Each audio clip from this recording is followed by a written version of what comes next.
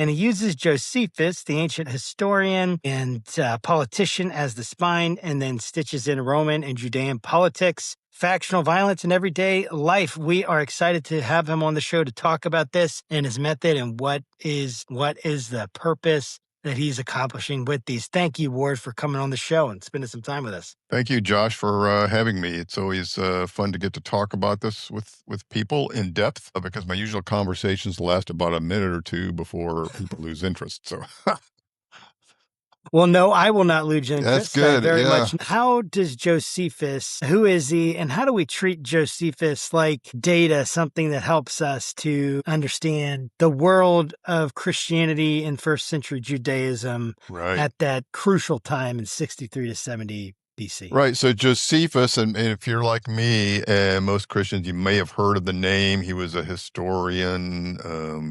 He mentioned some things about Christians in the first century, but I didn't know much more about him. But when I started looking into more detail into, for example, things going around Jerusalem, I would find people had certain thoughts about what it looked like, and they would quote Josephus to support them. That pretty much parallels the Old Testament times. And his second one, called The Jewish Wars, picks up about King Herod or a little before and takes us all the way through the fall of Jerusalem. And I found a more modern English translation by Bob Beasley. So I picked that one up and I thought, yeah, this is a little easier to read. And I'm focused on certain parts, especially, from, like you're saying, 63 to 70. So that's maybe only about half of that volume.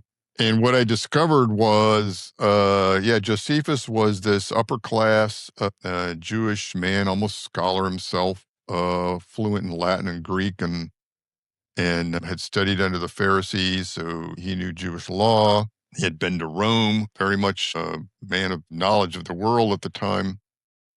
And he was very intimately involved with everything that happened when the Romans came and how the whole warfare developed. He was very involved in everything.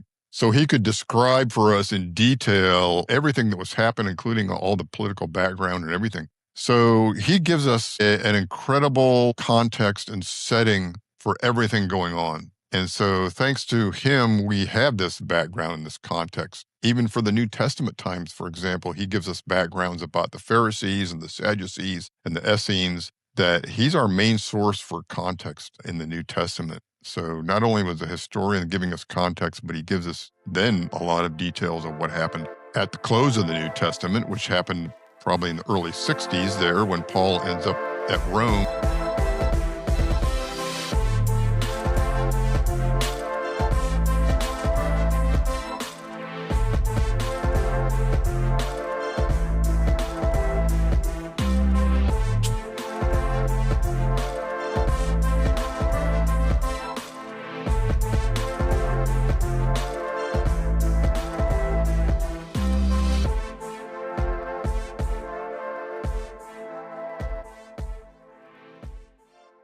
Well, hey guys, welcome to another episode of the Faith Roundtable. I'm your host, Josh Burtram.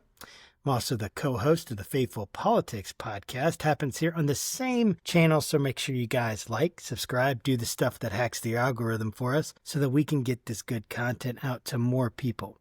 We live in an age of distraction. We live in an age that doesn't value critical thinking, and we want to get those kinds of things out there because we know that faith and critical thinking come together. And here on the Faith Roundtable, we interview all sorts of scholars and theologians and authors and people making a difference and a dent in the Christian culture and world in the United States and even beyond.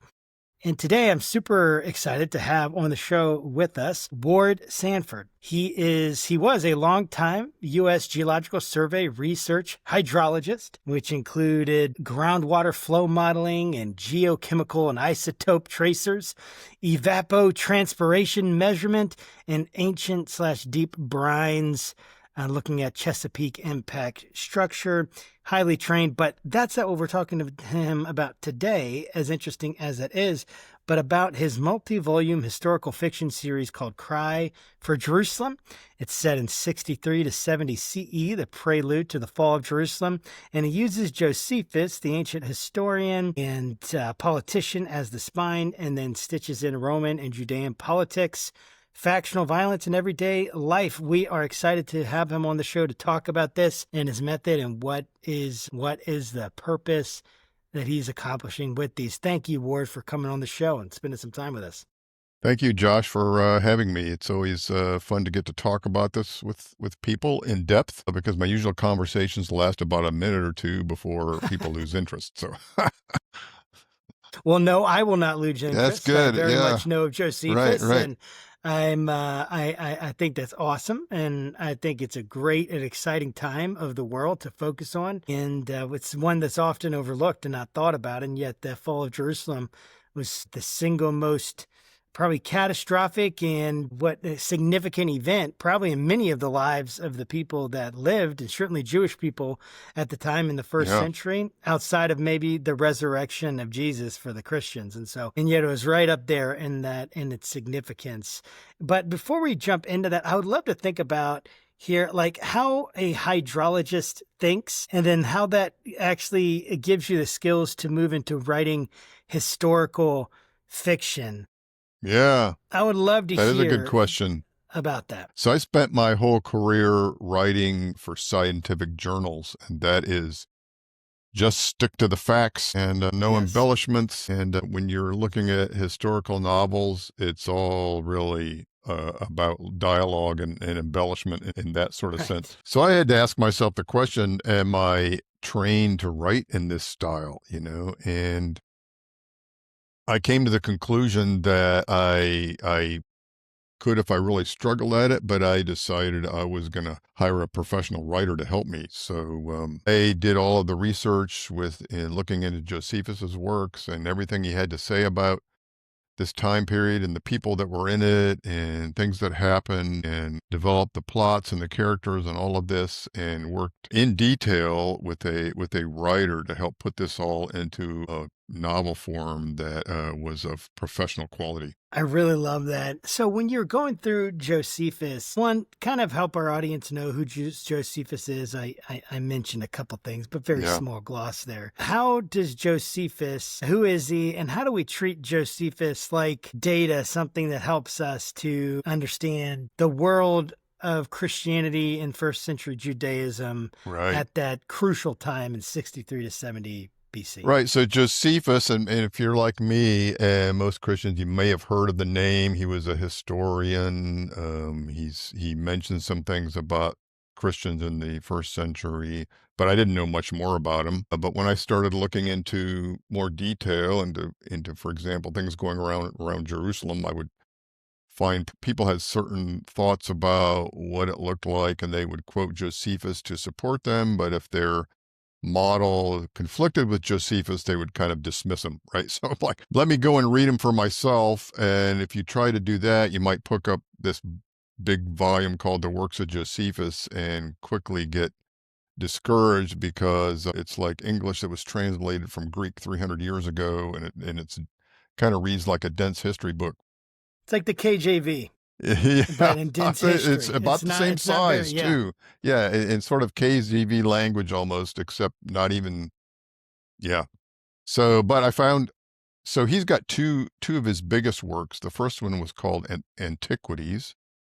That pretty much parallels the Old Testament times. And his second one, called The Jewish Wars, picks up about King Herod or a little before and takes us all the way through the fall of Jerusalem. And I found a more modern English translation by Bob Beasley. So I picked that one up and I thought, yeah, this is a little easier to read. And I'm focused on certain parts, especially, from, like you're saying, 63 to 70. So that's maybe only about half of that volume. And what I discovered was, Josephus was this upper class Jewish man, almost scholar himself, fluent in Latin and Greek, and had studied under the Pharisees, so he knew Jewish law. He had been to Rome, very much a man of knowledge of the world at the time. And he was very intimately involved with everything that happened when the Romans came and how the whole warfare developed. He was very involved in everything. So he could describe for us in detail everything that was happening, including all the political background and everything. So he gives us an incredible context and setting for everything going on. And so thanks to him, we have this background and this context. Even for the New Testament times, for example, he gives us backgrounds about the Pharisees and the Sadducees and the Essenes, that he's our main source for context in the New Testament. So not only was a historian giving us context, but he gives us then a lot of details of what happened at the close of the New Testament, which happened probably in the early 60s there when Paul ends up at Rome. You can read from then on what happened in the next several years, and a lot happened going on with Rome and Judea. So kind of explain what happened during that time for our audience, and then how did this translate into a book that you felt like could create the theme for the Cry of Jerusalem? Right. Yeah, the book series follows pretty much a timeline of what happened from late 63 through 70, and I pick up the main characters that involved in the politics of all. So Nero is emperor at the time that this thing starts, and he's one of the, I would say there are 5 main characters we follow throughout the thing. Him being one of them, who simply goes by the name of Joseph. Josephus is just Latin for Joseph, which in Hebrew is Joseph. So we have Joseph, who, as he says in his writings, he made a trip to Rome there in 63 to 65.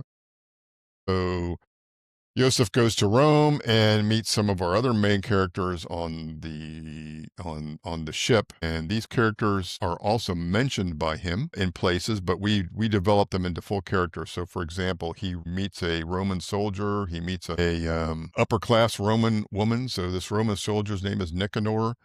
He mentions Nicanor later in his writings, describing the events of things going on. He has this Roman soldier friend somehow named Nicanor. So we develop into a full-blown character. He meets this woman Cleo and her servant Said. And it turns out once they get to Rome, they've discovered that this woman, Cleo, is actually the best friends of Nero's wife, Poppaea. And it's true, if you look her up, they know that that Cleo, short for Cleopatra, was her best friend. So I'm trying to get to the politics here. So what happens is there's a great fire in Rome in 64, and then they need to raise more tax money to try to help rebuild Rome, and Nero decides to send this tax collector named Gessius Florus to be the governor of Judea. So the Roman governors rather, in Judea had been getting more and more strict. Acts mentions Festus and Felix. But then after him, there was a man named Albinus who became more strict. And then finally, we get this guy, Gessius Florus, who's the worst of them all. He becomes the antagonist of our series. And this woman who has befriended Joseph and Nicanor, it was actually engaged. So she's the wife of the governor of Judea, but she and Nero's wife were actually sympathetic with the Jews. So it makes for an interesting arrangement there. So Gessius Florus, in order to try to raise taxes on the Jews, he knows that the temple has a lot of, in their treasury, gold and silver. He's just going to try to raid the temple and take out as much as he can. So he makes an assault, basically, with some soldiers on Jerusalem, thinking he's just going to raid the temple, but fails. And this is what really makes the rebels at this time decide they've had enough, unifies them. He fails to do this, and then the rebels end up kicking the Romans out of Jerusalem. The Romans had like a garrison there in Jerusalem to try to keep the peace. But you bring in a few thousand rebels, and the garrison there wasn't a match for that size of a force. So they kicked the Jews out of Jerusalem there, and Nero decides he's not going to put up with this, so he sends a legion from Damascus in Syria. So at that time, Judea is kind of a sub-province and under the major province of Syria. So the governor of Syria is also the upper governor sort of over. So they bring in one legion to attack Jerusalem, and that legion ends up being defeated because now the rebels have really organized, and they have several thousand following them, and they're able to ambush the Roman garrison. So from 66, Judea becomes independent. They've kicked the Romans out, and the Romans realize they've underestimated the Judean rebel force, and they decide they just can't let this go on. And now they bring in a new leader, General Vespasian, with 4 legions to do the job right. And this takes a few years, culminating in the final siege of Jerusalem in 70, where the city and the temple itself are destroyed. Yeah, it's an unbelievable story, and it's Yes. so much suffering in it, so much political intrigue in it, so much context in it, and it's like such a confusing period because so many things happen. There's so many Yes. different governors, so many different. But, I would love to think a little bit like, how do you actually look at historical record, right? And then bring historical fiction into that. Like, Right. at So what there's point, a big question in the mind of the author of how much of this is going to be true events and how much is this going to be yes, fictionalized, right?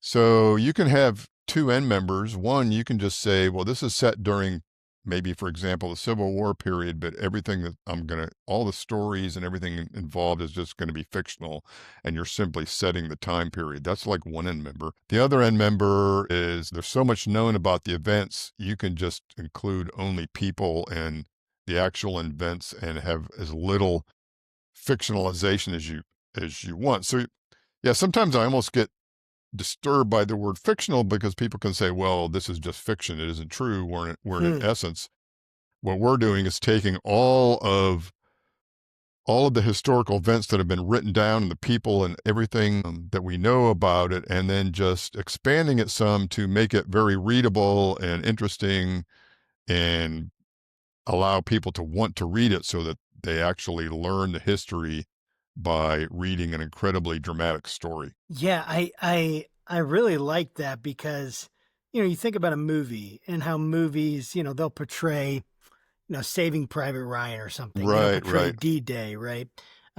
Or any number, Gladiator, any number of historical movies that again are trying to bring a historical piece. They're trying to be accurate, and yet there is that poetic license. And so when we get to things like characters and their attitudes and the way they talk, things like that, how do you make those decisions? How do you kind of determine, Right. We want to hey, make these Festus is going to talk this way, Nero is going to talk this way? real people, right? So we want them to have love affairs and being worrying about their families and yeah, all of that to bring this to life, to make you feel like you're really there. Yeah.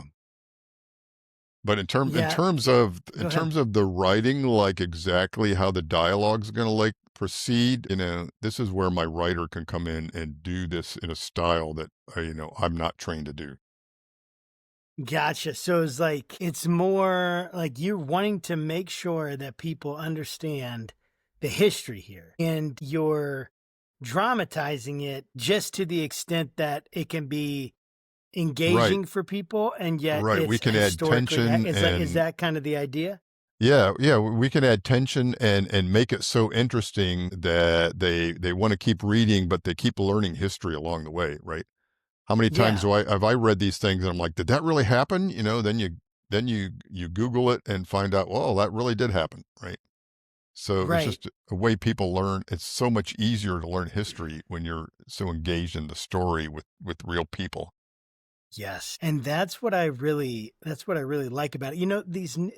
It's almost like, and I don't know if this is newer in terms of style, but I think about like Netflix documentaries that will have people come in talking about the history, and then they'll have some kind of dramatization Right. of it. Right? Someone, and they do that in a lot of documentaries, but Netflix has really made it like tried to make it really high Yeah, quality. and there can be full dramatizations that are kind of more not quite a movie. It's a little more of a dramatization, just trying to work through the events. I've seen these kind of Yes. things like on George Washington, or Yes.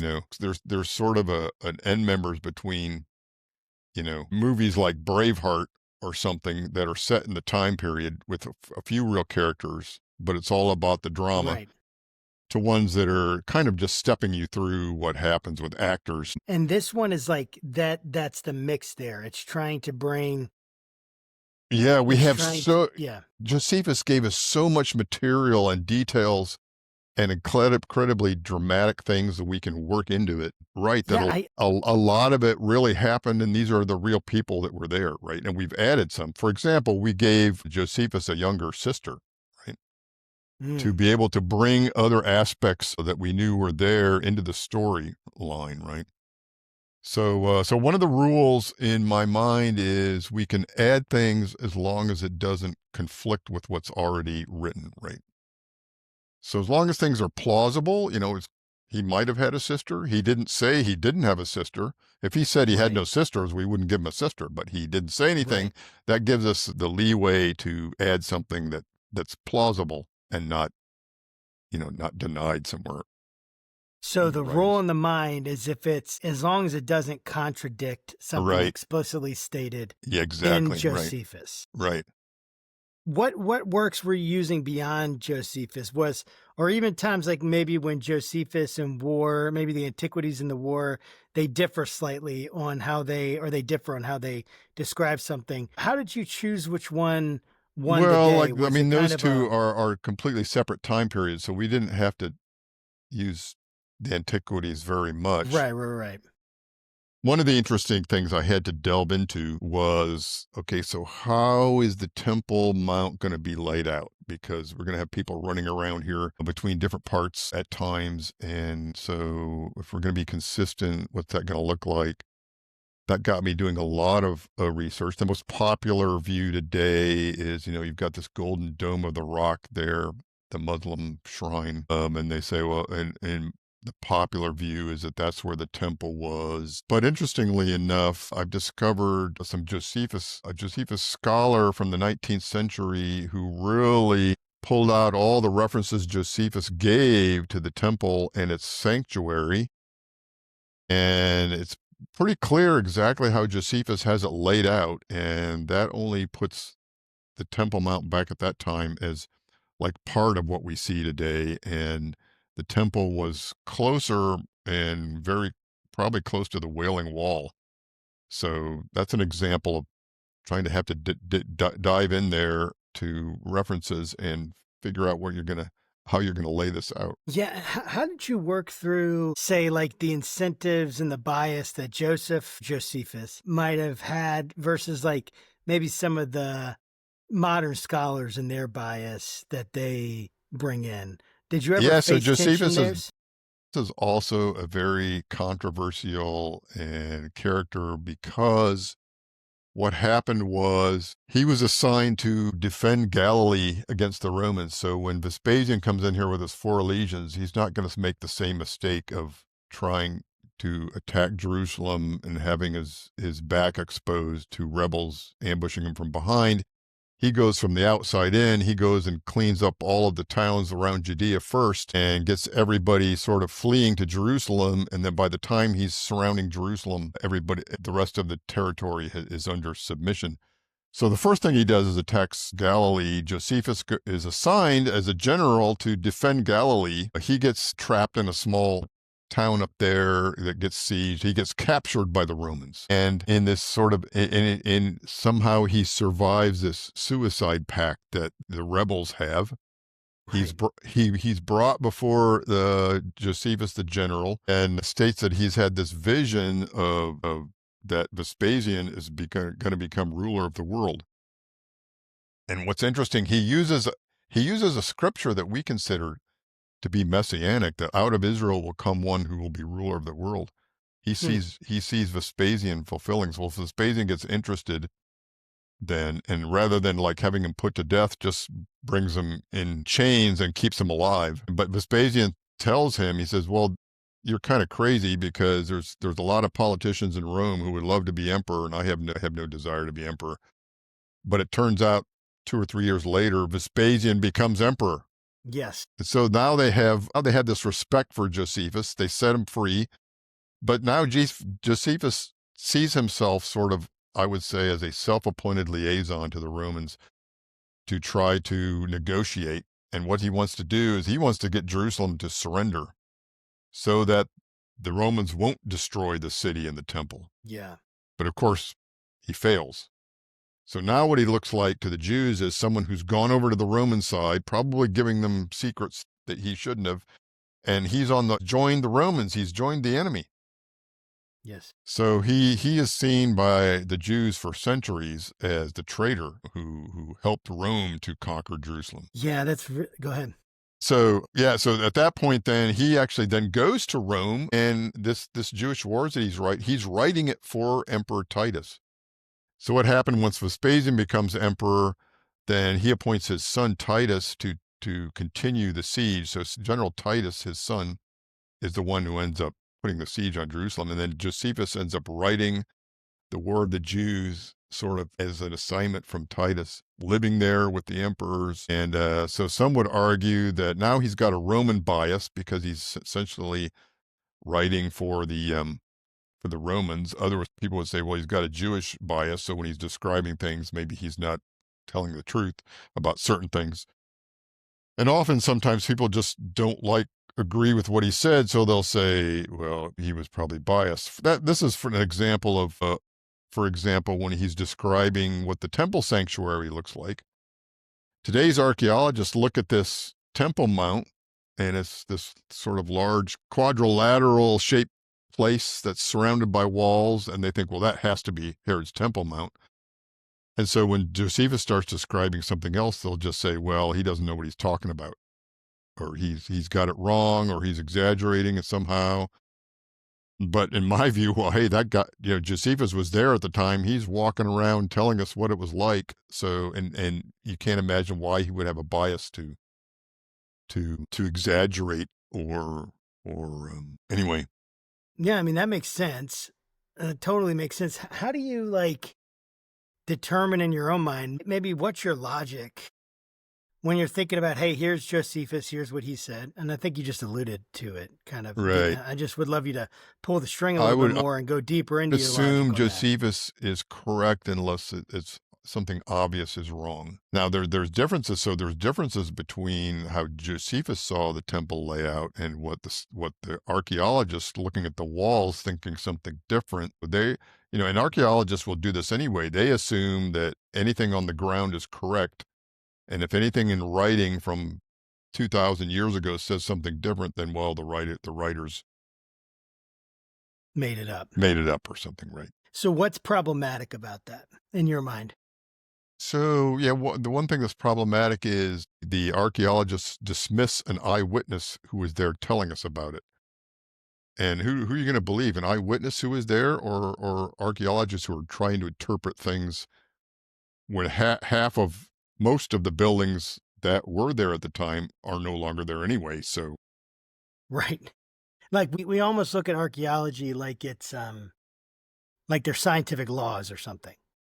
Right, like and they're working with scant remnants of what's left compared to everything that was there. 95% of it was there 2,000 years ago, and so they're making a reconstruction. They would have to look at sources too, right?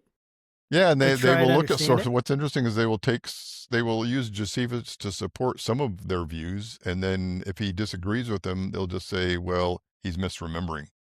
So what's the difference when Josephus, is it just that he agrees with them that you feel like that's happening, or is there more that's given as to why their method would say, yeah, when Josephus says this is good, this is supporting us, but when he says something different, how do they essentially say Josephus is wrong versus what their interpretation is? Well, it depends on exactly what he was saying. Well, so one of the things most people will try to say he was wrong was he said that almost 1 million Jews died of starvation during the siege. And they will say, well, they just look at the size of the city then, and they say there's no way 1 million Jews live There's there. no That's way just 1 million. complete exaggeration. But then when you start thinking about it, what you realize from the whole story is there were two things going on. One is that, as I was saying, Vespasian was going around raiding all the towns in Judea, and everybody was, the only safest place was Jerusalem. So a lot of people were fleeing there for safety.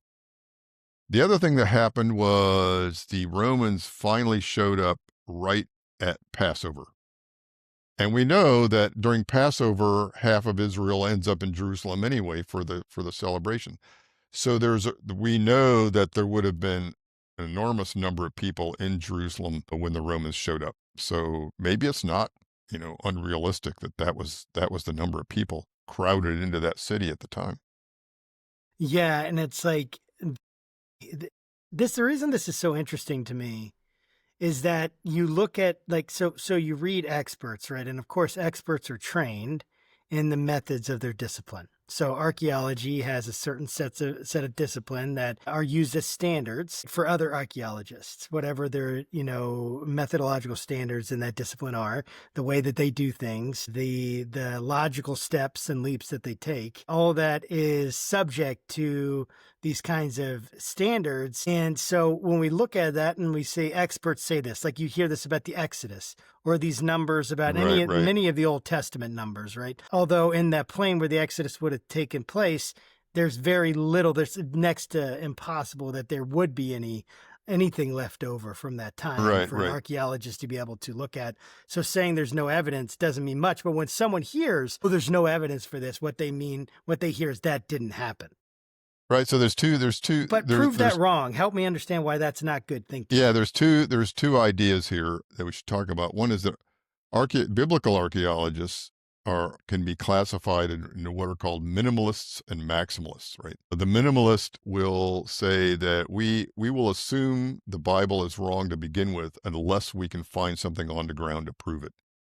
Right. So a minimalist will say King David never existed because we don't actually have anything preserved from his time period with the name King David on it, right? Whereas a maximalist will say the Bible all of this biblical stuff was written as history, so we will accept it as fact unless we find something that clearly disproves it. So you've got these two end members, right?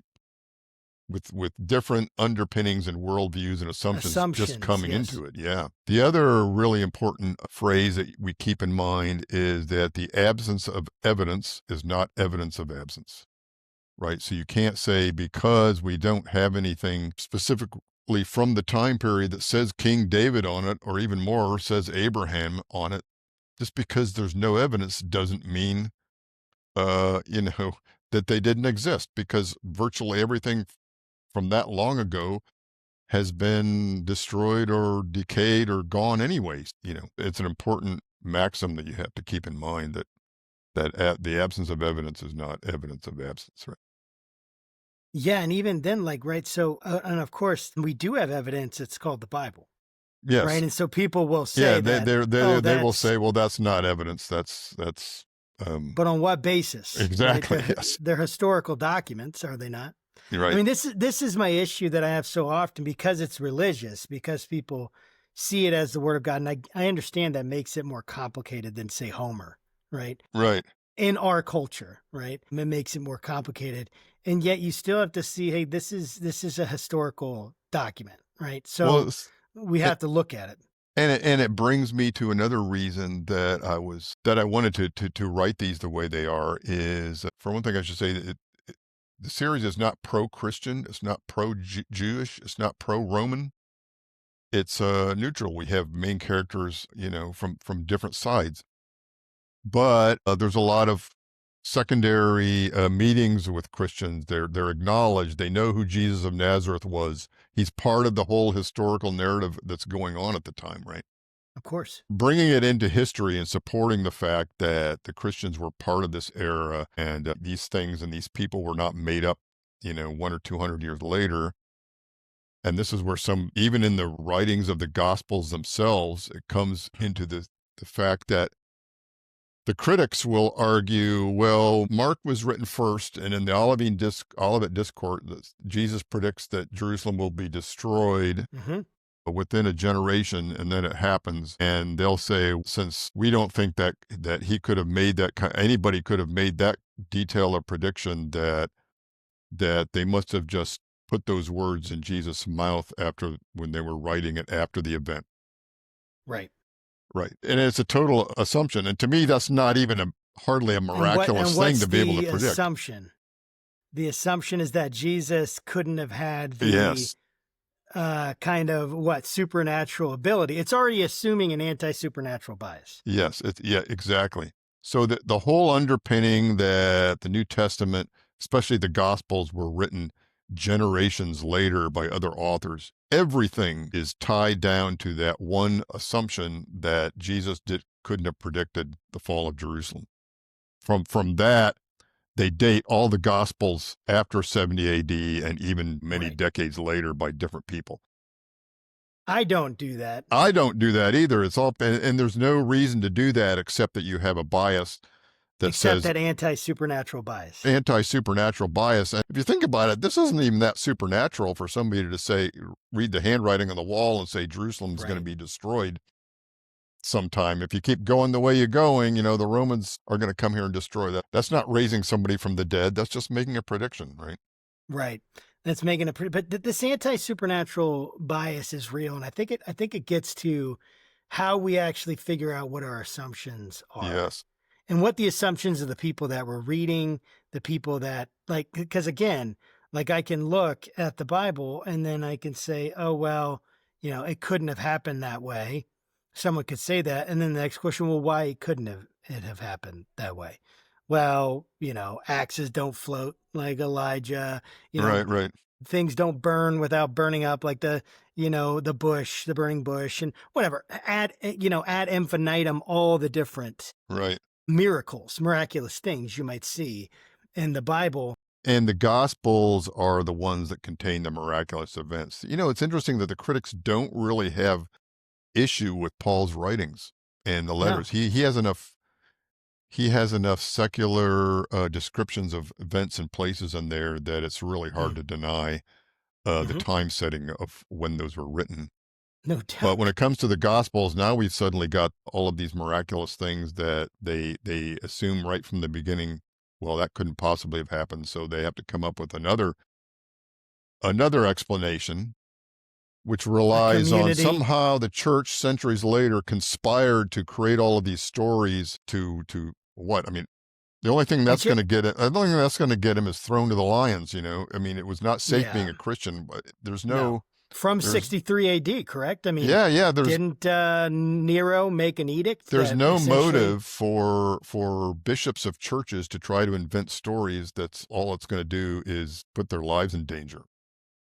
Yeah, there's no motive. And normally when people say that, I think it's probably more a revelation, not to be mean or anything, but probably more a revelation of their ignorance of the history than it is of really understanding or some kind of assumption and bias. And I do think it's important that people make those assumptions and bias known in their work so that they understand, hey, I'm approaching this from an anti-supernaturalist bias. I am not or methodological naturalism. I'm not going to import God into my explanations of historical events. Okay, so just say that from the beginning. They also have such a wide audience that wants to hear that they have that worldview. Is to them that audience, it doesn't even need to be said that that's just the worldview they're coming from. And so, hey, here's something I can that says what I want it to say, right? Yes. So, I mean, we have, I've run into so many people that will just say, well, we know, the New Testament was written centuries later, and then they play a game of telephone and who knows what. You're like, wait, what? We know that? How do you know that? How to know that? And then they'll say, well, the scholars tell us that. But they don't know anything about the scholars. They don't know anything about the history. They don't know anything about the evidence. It's just something they've heard that they can lean on. Yes. And that's and we all do that, right?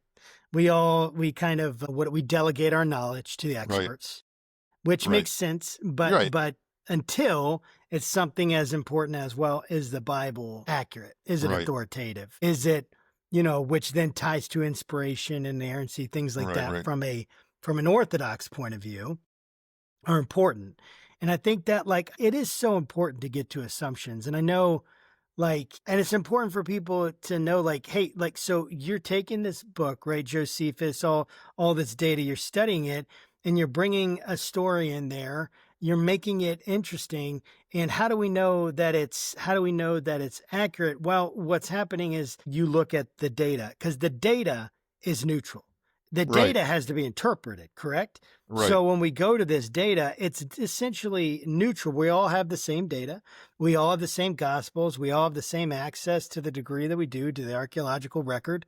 And so now, though, then interpretations come. And this is why I've always pushed people and myself to look at method, look at assumptions, look at how they're coming to these conclusions.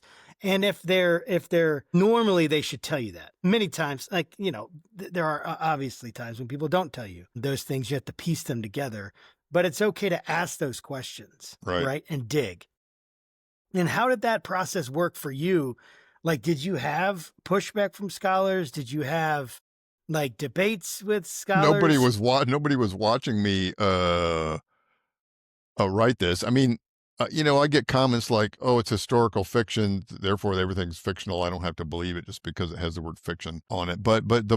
Just you have to realize too, Josephus is not writing a religious text. He's being a historian and he's trying to write accurate history because that's what he was hired to do by Emperor Titus. Please write down a history. I mean, you're great.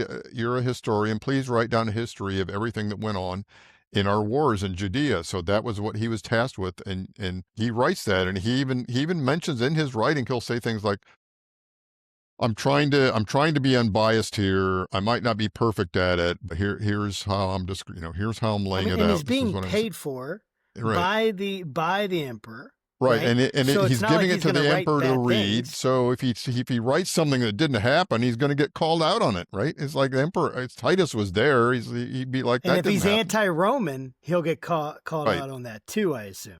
right. So the Jews will say, oh well, he probably had a Roman bias, and others will say, no, he had a Jewish bias. But he was trying to be and from his other writings, he's trying to tell it like it was, right? Because he actually says he's read other histories that clearly aren't telling it like it was, and so his goal is to tell it like it was. I do. I really like that. So think about this. You mentioned this, the Matthew or Mark 13.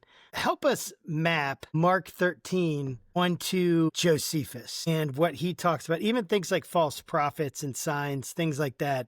It's interesting because and I didn't realize this till I read Josephus itself, but there were, for example, and he writes there were miraculous signs happening at the time. Because, in the Olivet discourses, Jesus said there will be signs in the heavens in this Yes. thing before the calamities arrive. And so Josephus lists and I wrote a blog about this on my website. I've got a few dozen different blogs I've written as I've come across all of these things, and I feel like, I have to flesh out these little things. So one of them is about the 7 miracles that Josephus describes were happening at the time. One of them was this comet appeared in the sky, and I think about 66 that was bright. And comets at the time Hmm. were considered omens of judgment happening. So that was one of the things that people thought was going on. There were visions. People thought they saw armies in the clouds, but there were other interesting things like the doors in the temple were so heavy it took several men to open them, right? But one Hmm. morning they come out and the doors had opened all by themselves. So, and How'd that happen? yeah, how'd that happen? Right.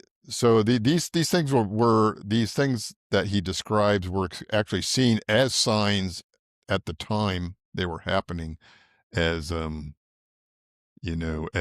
divine occurrences, that something was going on, right? I think that's amazing. And so you can see this connection between scripture and Josephus, right? You And can see that. he tells us about another interesting character you never hear about. There was another guy whose name was also Yeshua, who for a few years, Yeshua ben Zakkai? that might have been the one, right? Maybe you've heard of him. I probably have, I but I can't don't have remember. them He was Ben memorized by any something, but I means. forget what his father's name was. But all he does is go around Jerusalem saying nothing but "Woe to Jerusalem." He's got this little phrase he repeats. He's the doomsaying prophet, that just wanders around. People think he's crazy, but he just keeps saying, "Woe to Jerusalem, the end is near. Woe to Jerusalem, the end is near," for years, Whoa. and he's saying it even finally during the siege until some rocks that the Romans are throwing at the walls ends up hitting him. And he says right before that final rock hit him, he says, "Woe and woe to me." And then the rock hits him and he dies. What a way to go. This What a way to go. this prophet wandering around the city, warning them of the doom to come.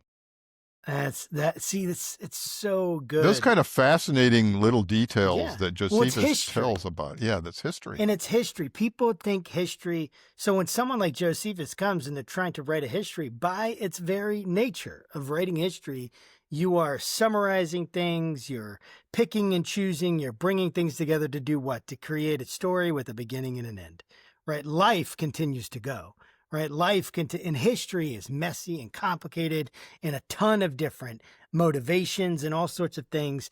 And what do we get? We get what's written down, and we trust, right, that it was written down for us. And I trust in God's sovereignty to bring those things out. And even, right, I think, what is it, like I've heard stats of 1% to 2% of writings from the ancient world we actually have. Like, we have such a small percentage of the Right. actual writings that were made Well, because they've been destroyed. They what's weren't really preserved. tragic, you think of the Library of Alexandria, which Oh had my goodness. thousands and thousands of It scrolls actually of makes me history and sick everything written thinking about down it. that we've completely lost. And Josephus often will cite things from world histories that were written by the Egyptians, the Greeks, the Babylonians. These multi-volume histories had been written that he cites from, but they're all destroyed now. It's incredible. It just makes you So sick, much. doesn't It it? does. For a book nerd, for someone like us nerds, dude, Yeah. we're like, are you serious? I mean, for anyone, but it's like, my gosh, it's so heartbreaking. So one thing that Josephus talks about, he talks about internal factional stasis, these word internal factionalism as the real destroyer. Yeah, well, it was, Let's right? yeah, talk about that and help us translate that lesson to today Well, there's a big for lesson today. leaders. What happened was when the Jews kicked out the Romans, there were different factions. There were kind of the moderates that had been okay in trying to live with the Romans, but then there were the rebels who hated everything Roman, and so you ended up with two major Roman factions. One was a leader named John of Gachala. He was from the town of Gachala up in Galilee, and a lot of his rebel followers were from Galilee. But when they were kicked out of Galilee, they all came down to Jerusalem. And then you had another named Simon Bar Giora, and he had a big rebel leading from Judea uh, around there itself. And they both managed to end up in the city. And what happened was they were fighting each other, right? So you had the city for a couple of years. The city was divided between two different factions that were fighting each other. So they were shooting arrows at the other side of the city and fighting each other. And then you had the moderates who were trying to maintain some kind of order. But then they got desperate, and then early in 70 AD, they in desperation they burned each other's food supplies. And then weeks later, the Romans show up to put the siege on the city, and there's a Oops. big shortage of food even to start with, right? And then so end up almost 1 million people starved to death in the city. It's horrendous, and that sadness, that catastrophe is why I call the series "Cry for Jerusalem." It's not only Jesus crying for Jerusalem, just the sad. It's a Holocaust in itself. Oh, and absolutely is. You have this factionalism that leads to this, Right. like This this lack of disunity. supplies. This disunity. Instead of seeing who the real enemy was, they were fighting each other. Right. And that's a lesson That's a lesson again for us and today again and because we're again, so right? divided today. We're fighting each other and not thinking about who the real enemy is. A house divided can't stand. A house divided can't stand. Yeah. It's so true, and it's so profound. You one of the things that you talk about are signs and portents, however Yeah. people say that, but essentially these things that help. They show something. They're prophetic in some way. Where's the lesson for us today in that? When the way they're looking at that again, what do you make of that? These signs and portents, things that they're seeing, that they're interpreting as supernatural. What do you make of that? And then how does that? Where's our? What do we take for that today? Well, I think even Like, then they saw that there were signs and things, but they didn't really know what they meant, right? They didn't know hmm, how to respond. How should we respond to this, right? So although we might be seeing things today that look like portents or signs of things going awry, people don't know how to adjust their behavior accordingly. I mean, yeah, I grew up in absolutely, the '70s with the late great planet Earth, and people have been trying to predict the tribulation and the rapture for the last 50 years. So absolutely. I give up trying to follow those kind of things. Yeah, I've given up on that too. I never try to do that. What would you recommend for our listeners? We want them to pick up the book and check that out. But what kind of reading habit would kind of measurably raise their historical intelligence when it came to like the Gospels? What do you recommend, or the New Testament? Boy, yeah, there's so many there's so many books out there on the subject matter. Do you recommend them reading like Josephus? I would assume. I mean, No, obviously, I wouldn't do that. There's other authors. What's his name? Like Lee Strobel has written The Case for Christ and The Case for, and there's another really good one. I'm not good at remembering authors' names, but he came from the view of he was a like a criminal lawyer, so he came from the view of evidence and what kind of right. evidence tells that the so he went to look at the Bible on the view of what does the evidence show. He's used to looking at evidence in a courtroom, and is there evidence in the Bible that tells me that these things really happened, that these were eyewitnesses testimonies. He goes into all this description about what it makes a good eyewitness testimony. If you're a prosecutor or you're a defendant and you have to look at what makes good eyewitness testimonies, and he looks at the Gospels and describes why they are good eyewitness testimonies. I like this guy. Unfortunately, I can't think of his name at the time. He's recently a few different books Hmm. on the Gospels from that point of view. I really like that. So this is kind of my last question. What are your hopes for the book? What do you want to ignite in people that read the series? What are you hoping Yeah, I want happens? them to learn a lot about history and reinforce the fact that Jesus and the disciples and everybody were part of that history. There just isn't any question really that Yes. as all of this happened, Christianity came out of the of Nazareth and the way it's laid out in the New Testament. I love that. How can people is there a preferred vendor for the book, or Yeah, is so they're there they're all on Amazon, right? And all you got to do is Google "Cry for Jerusalem" and it'll take you right to the Amazon site. So they're in paperback. They're on Kindle. They're also I hired a British voice actor. They're all narrated on nice? Audible, right? He did a really great job, so people like the Audible version. Also, I'll tell you, so right now we set it up December the 1st through the 5th. You can get the first book on Kindle for free if you go to Amazon and Nice. you like Kindle. If you order it in the first 5 days of December, you get it for free. I love that. How what do you have coming up next? What's your next So, well, the project? other the other interesting thing, which would be incredible if it panned out, I've had a producer in Hollywood that's been working on this. We've written a pilot episode. We have two directors in Israel that are interested in taking this Really? on. Now we just have to find Amazon or Netflix who would be willing to fund this as a multi-season series. So that would be incredible if that happens. I could easily be brought on what they would call a subject matter expert to work with the Yes. writers as they're going, because it's such a long series. If you want to preserve things that happen way down the line in book 4 that are really interesting with characters, you can't take them off in the wrong direction, so. Yeah, that totally makes sense. Ward, thank you for coming on the program and spending some time with us. I really appreciate it. I'm just absolutely fascinated by the book. Yeah, like I say, it's really great to find people who are also interested and able to share all this with. Yeah, I mean, I could keep talking. We try to keep our episodes at 60 minutes Yeah. just for the sake of everybody's sanity, but I absolutely love it. I think people should understand Josephus. They should understand Philo. They should understand the Second Temple Jerusalem and the literature that was around there at the time And as yeah, much the as they easiest can. way to do this is to get drawn into this really exciting, Yes. dramatic story with characters that you really start feeling for, and follow them through the whole thing and learn the history that way. I love it. And I love it. I think it's a great way to learn history. So thanks again for your work in that, Ward. Yeah, thanks a lot, Josh.